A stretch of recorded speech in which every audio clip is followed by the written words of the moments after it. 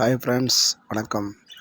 School of business organisation private limited company நேற்று யூடியூப்பில் live நடந்துச்சு. அந்த லைவில் சங்கர் சார் நிறைய விளக்கங்களை கொடுத்தாங்க. நமக்கு இப்போ ஒர்க்கு ஸ்டாப் ஆச்சு பார்த்தீங்களா, என்ன காரணத்துக்காக ஸ்டாப் ஆச்சு எல்லாமும் விளக்கமாக கொடுத்தாங்க. இனி நமக்கு எந்த பிரச்சனையும் இருக்காது. நமக்கு ஒர்க்கு இனி நெக்ஸ்ட் மந்தில் ஸ்டார்ட் ஆகிரும்.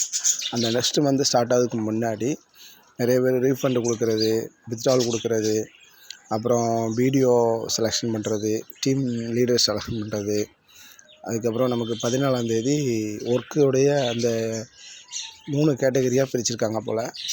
அதை விளக்குவாங்க, விளக்கி விவரமாக சொல்லுவாங்க. அதை மறக்காமல் கவனிங்க, எடுங்க. மெயினாக தெலுங்கானாவில் வரக்கூடிய நோட்டீஸ் போர்டு, எஸ்பிஓ நோட்டீஸ் போர்டை தான் மெயினாக நீங்கள் வாட்ச் பண்ணணும்.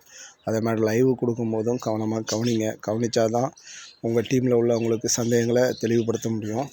ஓகே.